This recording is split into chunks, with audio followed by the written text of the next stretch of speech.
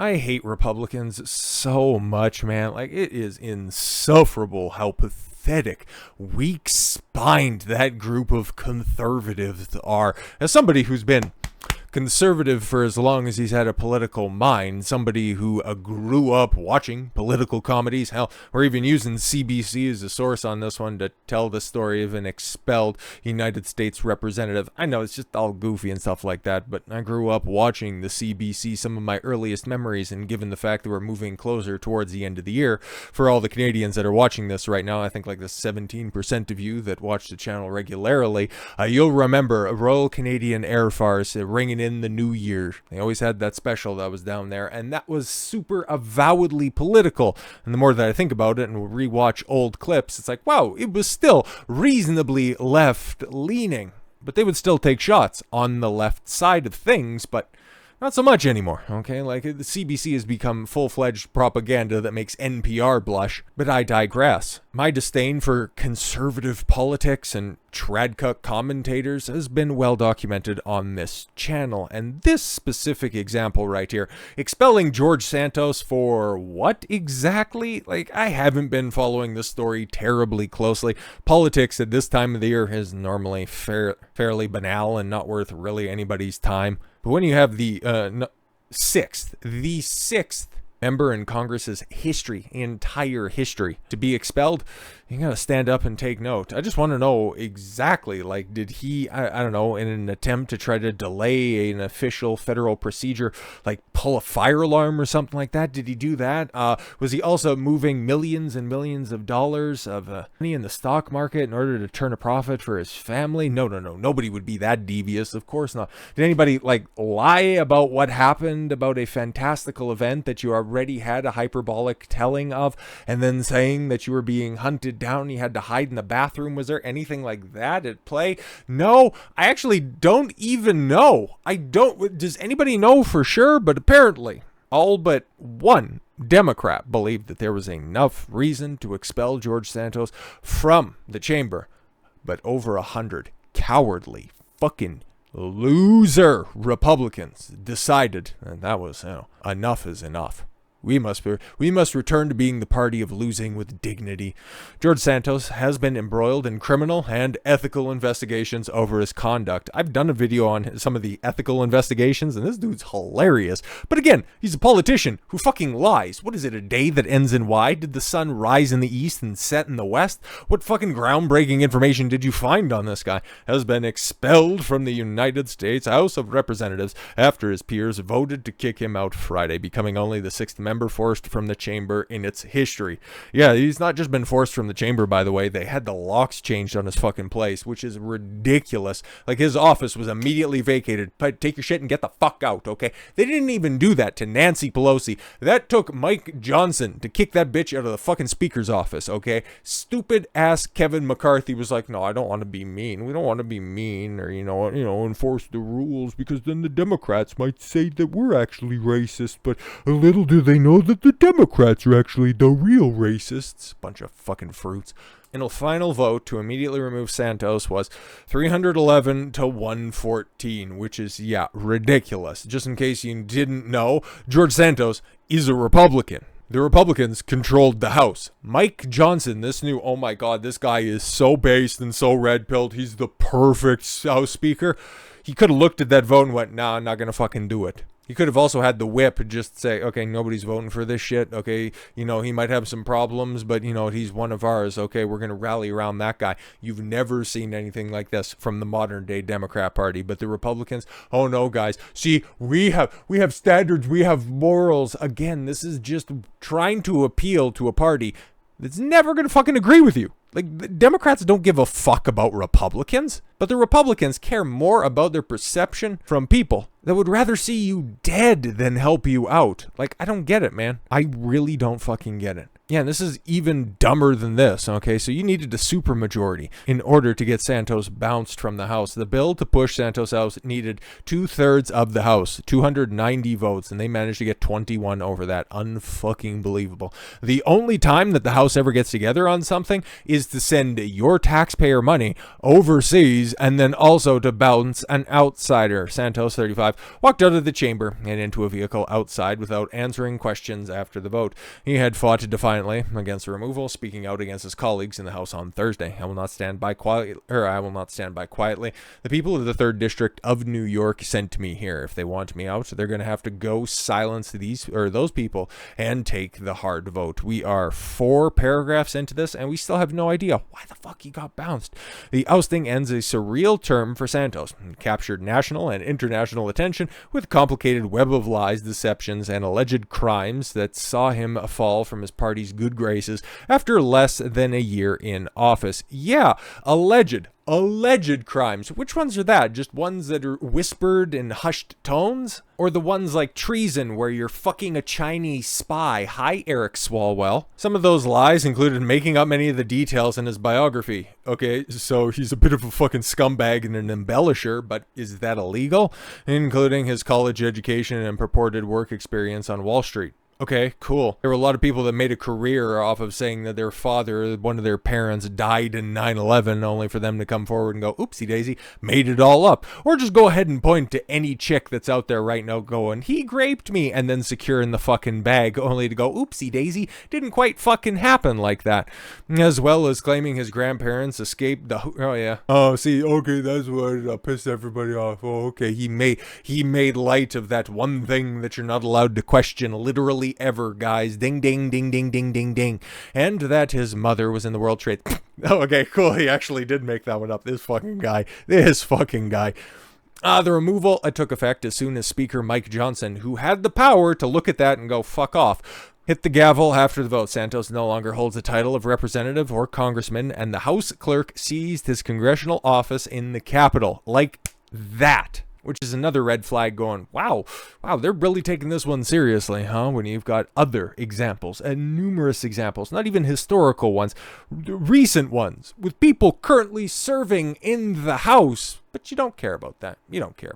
His constituency office in New York remained open, where, yeah, he's definitely going to appeal to the people that elected him if he goes and continues his work back at his constitutional office.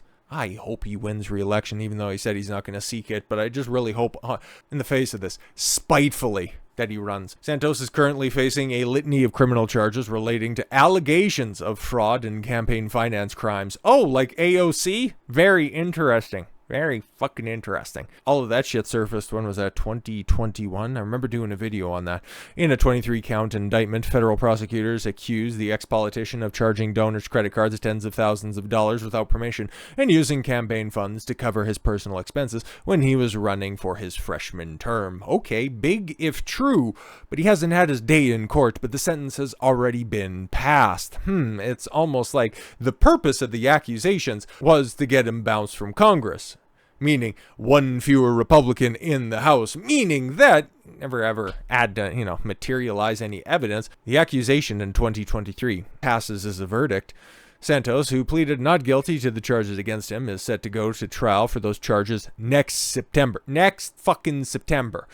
He survived a previous attempt to remove him in early November when 182 Republicans, 31 Democrats voted to keep him in the House on the grounds of his criminal case should be settled first. But now they're like, nah, don't worry about it. Support faded as a bipartisan congressional investigation last month found that Santos charged nearly $4,500 Canadian for spa treatments, including Botox, to his congressional campaign account. It found it also spent more than $5,400, of campaign money at a luxury retail store, Hermes, and made smaller purchases. Ew! Oh, he's a simp? Okay, you should fire him for that. Okay, I would vote against him for that. Fuck you. He was trolling bitches OnlyFans with campaign finance money. Now tell me how that's any different than, those fucking lounge lizards that work in Washington, D.C., paying off cocktail waitresses to suck on their fucking crank. Like, come on now. It's just as pathetic. With a vote Friday, Santos becomes the first member of the House to be expelled without being convicted of a crime or committing treason. That is fucking ridiculous, man. That's where I've got like a big problem with that. But look at that. Okay, I get the first Republican added to that list. Wow, that's That's fucking wild, but okay, disloyal to the Union. Okay, so guys, back in the Civil War, okay, some 162 years just about to the day, they have Mike Myers bounced, okay, committing bribery. He would later don a William Shatner mask and then just try to enact a vendetta on Jamie Lee Curtis. It's fucking weird. It's a very strange situation. And James Trafficant, okay, oh yeah, I remember hearing about this. Convicted of conspiracy to commit bribery, defraud the United States, receipt of illegal gratitudes, obstruction of justice, filing false tax returns, and racketeering. Wow, I would love to see that that description affixed to one current sitting president, because big if true, but don't worry guys, Mike Johnson said, oh yeah, I've got the votes, we can begin the impeachment process. All you need to do is just go ahead and elect a Republican Congress in 2024, you foot dragging fun people.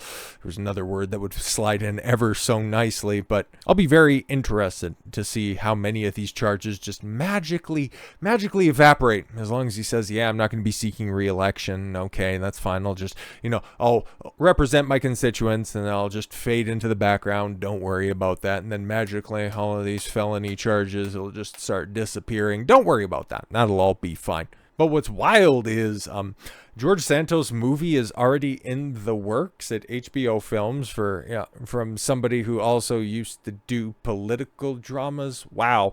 It's almost like politics isn't something that we should be taking all that fucking serious on a day-to-day basis. That's kind of why I've tapered back my coverage of this stuff, mostly because, well, in 2023, there wasn't really all that much going on, okay? Like, I could be covering different goofy bills that are out there, and I still got a couple of videos that are in the cut about some of the stranger decisions that the Biden administration has made. But the overarching thing, like, I don't know, you had an entire fucking year, Republicans, but you didn't do a goddamn thing. You didn't do fuck all in regards to an impeachment inquiry into Joe Biden. Oh yeah, once we take the House, guys, we're going to be going full steam ahead. Well, actually, we don't want to make anybody upset about us doing any kind of stuff. Working on the suppression of free speech, the number of attacks that Elon Musk has got for just simply dialing back the amount of censorship on Twitter. Don't want to revisit Section 230. No. You would just much rather get your clips, your viral social media moments, or just do little cameo appearances and fucking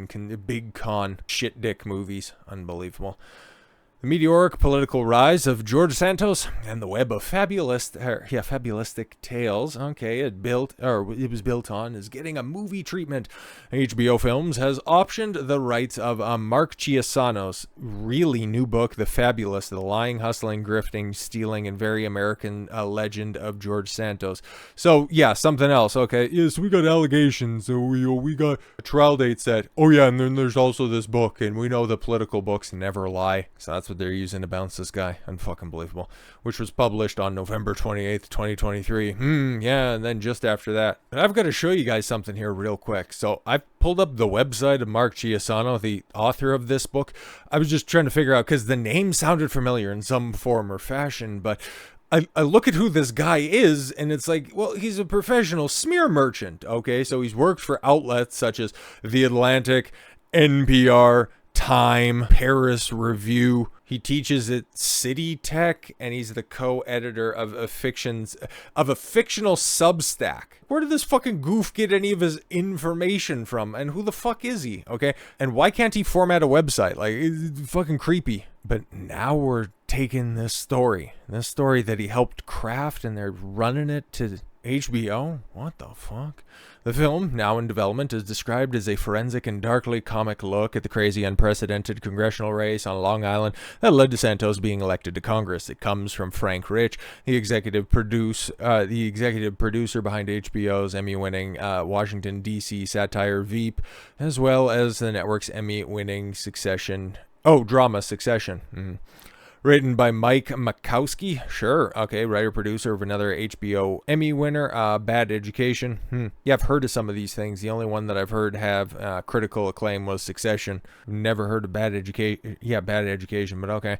Film tells the story of a minor, a local race, and wound up as a battle for the soul of Long Island. Oh my god. Follows the Gatsby-esque journey of a man from nowhere who exploited the system, waged war on truth, and swindled one of the wealthiest districts in the country to achieve his American dream. Interesting.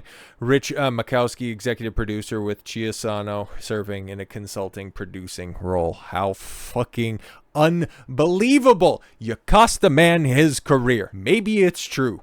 Who the fuck knows? But he still hasn't had his day in court. But the Democrat entertainment pipeline is still flowing perfectly. And because somebody even got close to the amount of corruption to your rank and file Democrat that's out there, he had to get ousted. And of course, these weak-kneed fruits that are over there in the GOP, they're more than willing to capitulate. Just please don't call us a bad name. And how much more money do we need to send to foreign countries so that you just don't call us the bad anti-Semite name? Fucking politicians make me sick. So with all that said, thank you all very much for the gift of your time. I've been Don Consuelo. I want you to follow your gut and get after it. Take care, everyone.